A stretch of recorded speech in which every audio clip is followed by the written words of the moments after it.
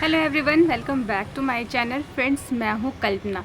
Friends, आज हम बात करेंगे इरेंथमम प्लांट के बारे में कि हम इरेंथमम प्लांट की किस तरह से केयर कर सकते हैं, किस तरह से हम उसे प्रोपिगेट कर सकते हैं। तो चलिए, इरेंथमम प्लांट के बारे में आपको पूरी डिटेल देने वाली हूं, तो आप बिना वीडियो के स्किप किए मेरा पूरा वीडियो देखिएगा। इससे आप भी अपने इरेंथमम प्लांट को बहुत ही हेल्दी कर सकते हो। चलिए, सबसे पहले मैं आपको दिखाती हूँ कि मेरा जो इरेंथमम का प्लांट है वो कैसा है और वो किस तरह से ग्रो कर रहा है। ये देखिए, ये है मेरा इरेंथमम का प्लांट और मैं इसको नर्सरी से लेकर आई थी। मैं बिल्कुल छोटा सा प्लांट लेकर आई थी जो कि मुझे 30 रुपीज़ में मिला था, और इसका जो बड़ा प्लांट है वो आपको 100 रुपीज़ से ज़्यादा में ही मिलेगा। तो बिल्कुल छोटा सा प्लांट मैं लेकर आई थी। आई थिंक कि 2 इंच का वो प्लांट था, और वो प्लांट जो है वो मुझे 30 रुपीज़ में मिला था। तो इरेंथमम का जो प्लांट होता है वो थोड़ा सा महंगा मिलता है नर्सरी में, लेकिन आप इसको छोटा सा प्लांट आप इसका बाय कर लीजिए। बहुत ही जल्दी इसमें ग्रोथ स्टार्ट हो जाती है, और ये प्लांट जो है वो बहुत ही जल्दी बुशी और बहुत ही हैवी इसमें ये लीफ भी निकलता है। जो प्लांट होता है वो लीफ वाला प्लांट होता है। इसमें बहुत सारे कलर ऑप्शन आपको नर्सरी में मिल जाएंगे,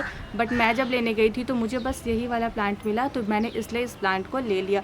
तो फ्रेंड्स, अगर आप भी खूबसूरत लीफ वाले प्लांट्स को अपने घर में ग्रो करना चाहते हैं तो आप भी इस प्लांट को लगा सकते हैं। तो चलिए, मैं अब इसकी केयर के बारे में पूरा वीडियो आपके साथ शेयर करूँगी, तो बिना स्किप के वीडियो देखिएगा। और अगर आप मेरे चैनल पर नए हैं तो मेरे चैनल को सब्सक्राइब करना बिल्कुल भी मत भूलिएगा। तो चलिए, वीडियो स्टार्ट करते हैं। फर्स्ट हम बात करेंगे,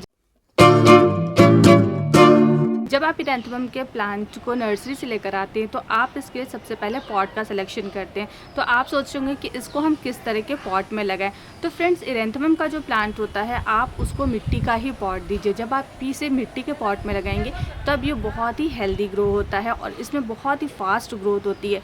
और जब इसे आप प्लास्टिक के पॉट में लगाएंगे ना, तो बार बार इसमें पानी बहुत ज़्यादा होने की वजह से आपका एक तो प्लांट छोटा रहेगा या बड़ा भी रहेगा, तो उसकी जो रूट है बहुत ही जल्दी गलने लगेगी। तो इसलिए आप इसको हमेशा मिट्टी के ही पॉट में लगाइए। सेकंड, हम बात करेंगे कि आपको इसको किस तरह की मिट्टी में लगाना है। तो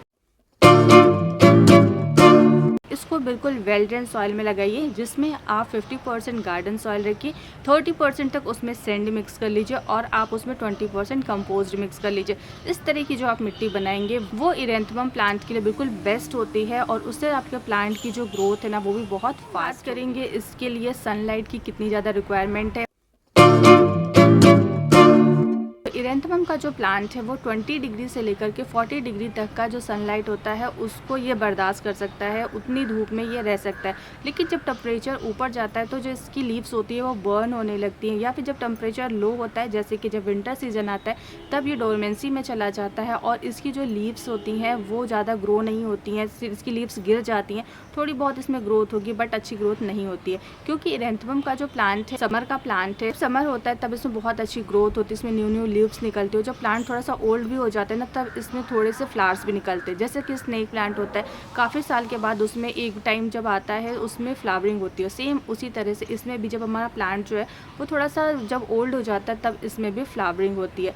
तो इरेंथमम का जो प्लांट है वो समर का प्लांट है। इसमें मार्च से लेकर के नवंबर तक इसमें बहुत अच्छी ग्रोथ होती है, लेकिन नवंबर के बाद ये प्लांट जो है वो डोरमेंसी में चला जाता है। तो इसलिए आप इस प्लांट को फुल सनलाइट में मत रखिए, ऐसी जगह रखिए जहाँ पर हल्की फुल्की धूप आती हो 12 बजे तक की, और उसके बाद धूप ना आती हो, तब ये प्लांट जो है वो बहुत अच्छे से ग्रो होगा। तो मैंने भी अपने प्लांट को ऐसी ही जगह रखा है जहाँ पर 12 बजे तक तो बहुत अच्छी धूप आती है, लेकिन उसके बाद इस प्लांट यहाँ पर धूप नहीं आती है, लेकिन फिर भी जो मेरा प्लांट है वो बहुत ही हेल्दी ग्रोथ कर रहा है। आप देख सकते हैं कि इसमें कितनी ज़्यादा न्यू इसमें लीव्स भी आ रहे हैं। नेक्स्ट हम बात करेंगे कि हमें अपने प्लांट को पानी कम देना है।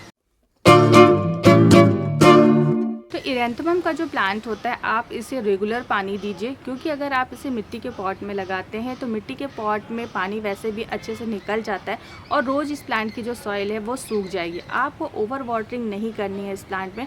अगर आपने ओवर वाटरिंग कर दी तो आपका प्लांट जो है वो मर जाएगा, और अंडर वाटरिंग करने पर भी इसकी जो लीव्स है ना वो सिकुड़ने लगती हैं, लेकिन ये प्लांट मरता नहीं है। जब आप इस प्लांट को पानी देंगे तो ये फिर से ठीक हो जाएगा और ये फिर से इसमें ग्रोथ स्टार्ट हो जाएगी। लेकिन मैं प्रेफर करूँगी कि आप इसे रेगुलर पानी दीजिए, जिससे कि प्लांट जो है ना वो बहुत हेल्दी ग्रोथ करता है। जैसे कि अभी रेनी सीजन चल रहा है, इस समय रेगुलर इसमें यहाँ पे बारिश हो रही है, तो हमारा प्लांट जो है ना वो ज़्यादा ही फास्ट ग्रो कर रहा है।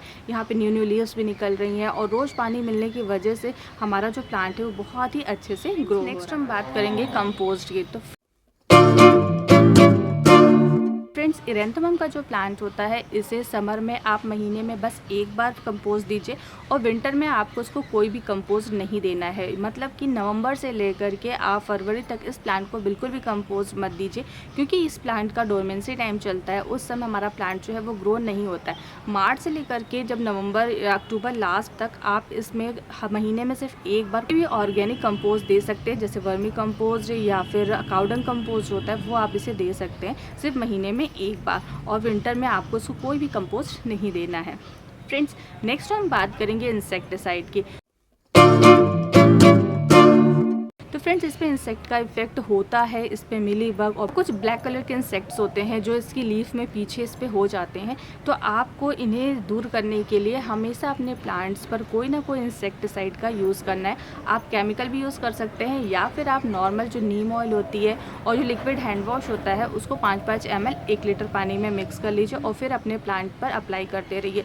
तो फ्रेंड्स आपको वेट नहीं करना है कि आपके प्लांट पर जब इंसेक्ट का इफेक्ट होगा तब आप ये सब अप्लाई करेंगे। आप हर महीने में एक बार इन सभी इंसेक्टिसाइड का अपने सभी प्लांट्स पे आप अप्लाई कर सकते हैं। उसी तरह से इरेंथमम के भी प्लांट पर आपको इसे महीने में एक बार अप्लाई करना है, जिससे कि आपका जो प्लांट है ना वो हेल्दी ग्रो होगा और उस पर किसी भी तरह के इंसेक्ट का कोई भी इफेक्ट नहीं होगा। आप जब इंसेक्टिसाइड अप्लाई करते हैं उसी समय उसमें थोड़ा सा 1 चम्मच फंगिसाइड भी डाल लीजिए, उसमें सॉइल में भी डाल दीजिए और साथ ही साथ अपने प्लांट्स पर भी अप्लाई कर दीजिए, जिससे आपका जो प्लांट है वो फास्ट और हेल्दी ग्रो करेगा। तो ये बात तो हो गई इनकी केयर के बारे में कि आपको अपने इरेंथमम प्लांट की केयर किस तरह से करनी है। फ्रेंड्स अब हम बात करेंगे कि हम अपने इरेंथमम प्लांट को किस तरह से ग्रो कर सकते हैं, मतलब हम उसका प्रोपिगेशन किस तरह से कर सकते हैं।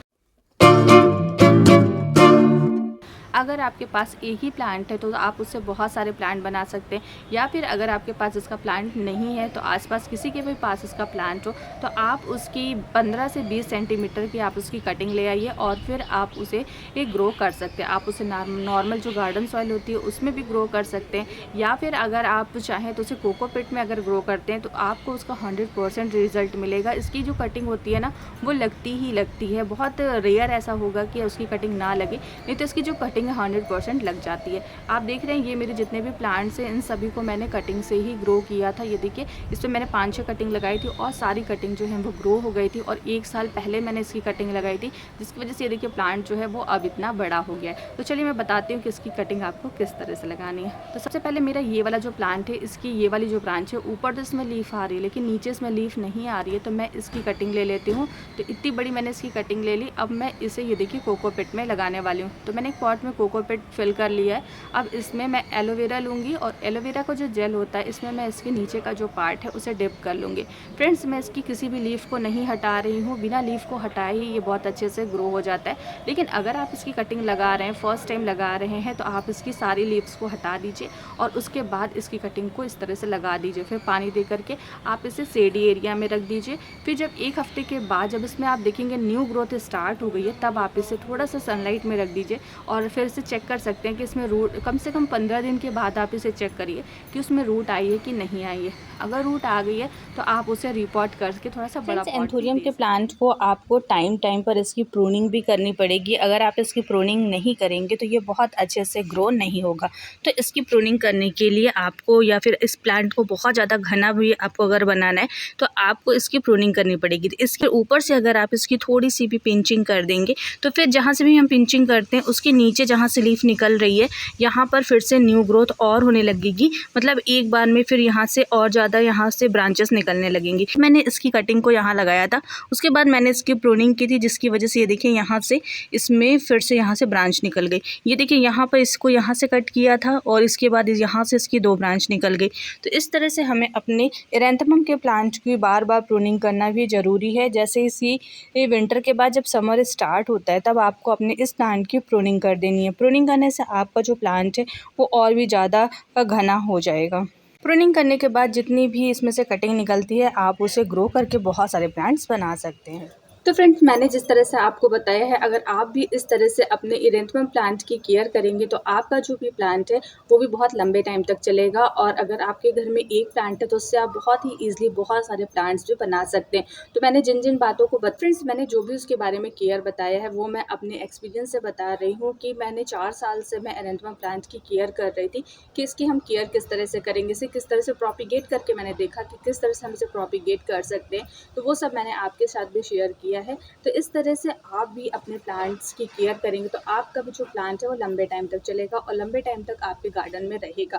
क्योंकि वैसे भी ये एक पेरेनियल प्लांट है, पूरे साल आपके गार्डन में रहने वाला है, तो कई सालों तक ये आपके गार्डन में रहेगा और आप चाहे तो बहुत सारे लोगों को इसे दे भी सकते हैं, जिससे कि वो भी अपने घर में इसे लगा सके। तो मेरा आज का वीडियो आपको कैसा लगा आप मुझे कमेंट बॉक्स में कमेंट करिएगा। अब हम मिलेंगे एक नए वीडियो के साथ, तब तक के लिए बाय।